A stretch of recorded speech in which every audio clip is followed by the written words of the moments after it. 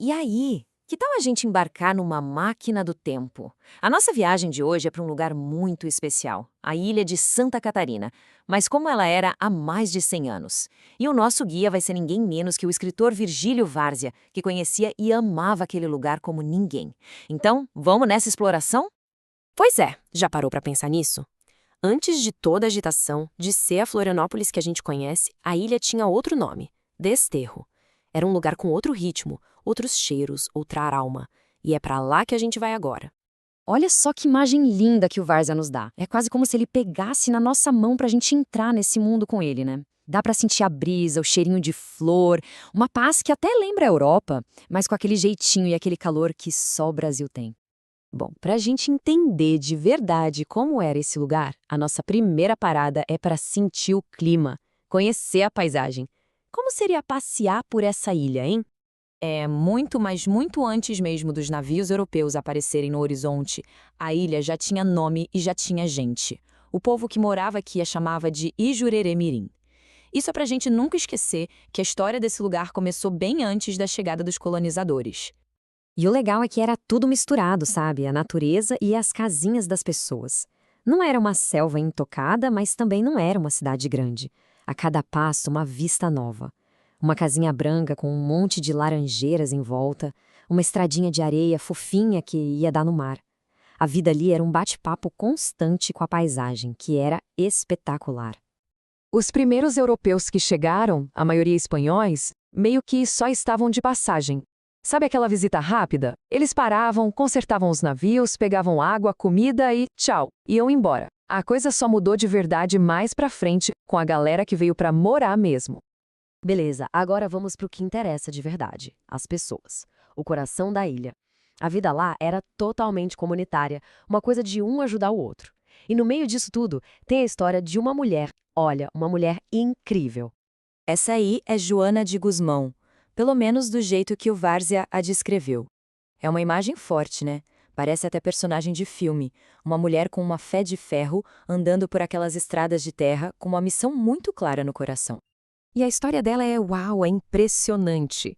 Pensa só, uma mulher, depois de fazer uma promessa, decide atravessar o país a pé. Quando ela chega no desterro, não só constrói uma igreja com a ajuda do povo, como abre a casa dela para ensinar as meninas e ainda planta a sementinha do que viria a ser o hospital de caridade.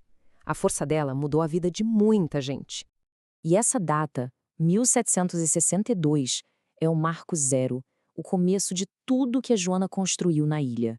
E pensar que mais de 250 anos depois, o trabalho dela continua vivo, é a prova de que uma pessoa com um propósito gigante pode fazer coisas que duram séculos. Mas ó, nem tudo era só trabalho e reza, não.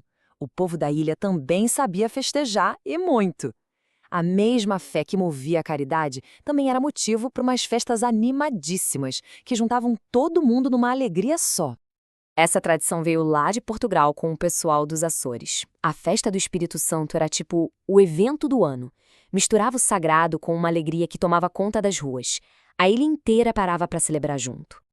E o clima da festa era contagiante. Dias antes já começava o burburinho, gente chegando de todo lado. O momento mais esperado era quando coroavam o menino como imperador, um gesto cheio de simbolismo. E depois disso, aí a festa explodia.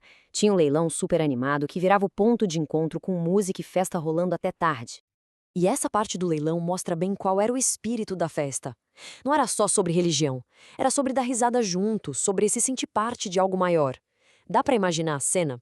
Alguém acabava levando um presente meio esquisito no leilão e a galera toda zoava na brincadeira. Pega, pega, Maganão! Era essa alegria de todo mundo junto, sabe? Bom, mas toda essa festa era o descanso merecido de uma vida de muito, muito trabalho. Então, agora, bora ver de onde vinha o sustento dessa gente, como eles viviam do que a terra e o mar davam para eles.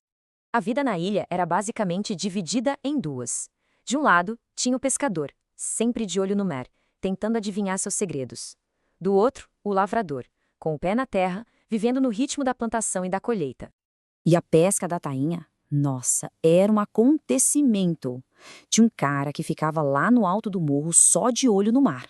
Quando ele via aquela mancha escura do cardume, era uma correria. As canoas voavam para a água e a companhia, que era o time de pescadores, trabalhava junto numa sintonia perfeita. E não parava por aí, não. Em terra, as mulheres e as crianças já estavam a postos para limpar, salgar e secar o peixe para ter comida pro ano todo. Já em terra firme, fazer farinha de mandioca era outra festa. A tal da farinhada era um momento de transformar trabalho em diversão. Os vizinhos se juntavam e enquanto as mulheres raspavam a mandioca, rolava muita conversa, cantoria, brincadeira. O trabalho pesado ficava até mais leve, com música, dança e, dizem as boas línguas, que era ali que muito namoro começava, viu? E os engenhos eram super importantes, tipo umas fábricas da época. Além da farinha, eles faziam açúcar e cachaça com a cana. E olha que legal, com a mamona, uma planta super comum, faziam o óleo que iluminava as casas à noite. É incrível como eles eram espertos e sabiam aproveitar tudo que a natureza dava. Ok, a gente já viu o lugar, as pessoas, as festas, o trabalho, mas afinal, qual era a alma desse lugar? Qual era o verdadeiro espírito da ilha? Se a gente pudesse resumir, seria assim: tudo era feito em comunidade. Ninguém pescava sozinho, ninguém festejava sozinho, receber bem as pessoas era a regra. A força para aguentar o trabalho duro vinha da terra e do mar. E, amarrando tudo isso, tinha uma fé muito profunda que guiava desde as festas até a hora de ajudar o próximo. E aqui a gente tem que tirar o chapéu pro Virgílio Várzea. Essa frase sobre ele diz tudo. Ele não foi só um escritor talentoso que descreveu o que via. Não, ele sentiu a ilha com o coração. E é por causa desse sentimento todo que a gente consegue fazer essa viagem no tempo hoje. No fim, a grande magia de Desterro era essa. Era um lugar isolado no mapa, mas com uma vida social que não parava. Uma vida que parecia simples, de gente do mar e da terra, mas que na verdade era cheia de cultura, de tradições, de fé e de um calor humano enorme. E para fechar nossa viagem, fica essa pergunta no ar. Se a gente olhar para Florianópolis de hoje, a famosa Ilha da Magia, o que será que ainda existe daquele tempo? Será que aquele espírito de comunidade, aquela fé, aquela ligação forte com a natureza? Será que os ecos da antiga Desterro ainda ressoam por lá? Fica aí para a gente pensar. Valeu pela companhia nessa viagem.